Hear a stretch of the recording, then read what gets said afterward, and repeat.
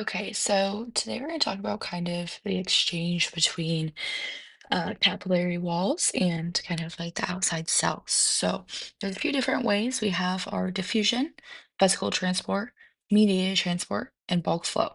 But specifically, we're going to be talking about kind of our bulk flow. So there's two different um, kind of subcategories that we need to consider when thinking about bulk flow, and that's our filtration and our absorption. So our filtration is also the net movement out of the circulatory system to the interstitial fluid. And our absorption is into circulatory system from interstitial fluid. So our absorption is into, our filtration is kind of out of. So as we move down here, we have on the arterial end what we're considering. So the pressure entering the capillary is high, the interstitial hydrostatic pressure is roughly zero, and the osmotic pressure due to plasma proteins is inward movement. So filtration dominates. So that's what we want to remember here. Filtration dominates. Remember, our arterial end is moving away from the heart. So it's over on this side.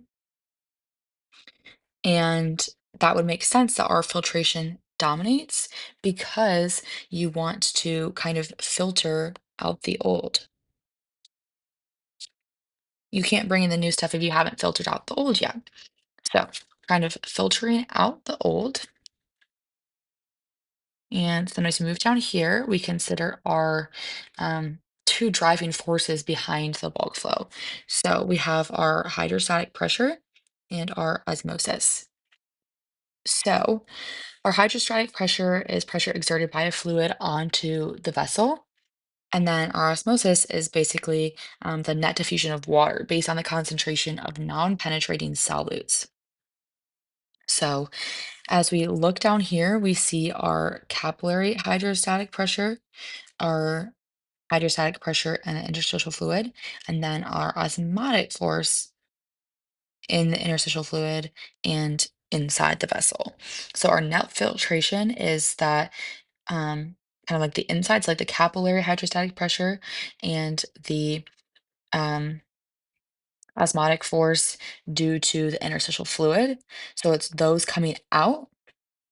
I'll write that down here. So it's out minus in. And I'm getting the out because those arrows here, out minus these in here. So that's just something to remember is that um, we need to consider kind of all of the forces, those moving out and those moving in. And so as we go down here and we look at the venule end, and remember our venule end is on the right side over here. So that's where we're going to start picking up that old CO2 so that we can exhale that. And this is going to come back to the heart. So this is kind of that dirty, unoxygenated blood. So our pressure falls, our interstitial hydrostatic pressure is roughly zero, and our osmotic pressure is unchanged due to plasma proteins. So we have that our absorption dominates. And that makes sense because we want to pick up that kind of dirty blood. So we're going to kind of absorb that. And yeah, so that's kind of the walkthrough of our bulk flow through our arterial and through our venule end.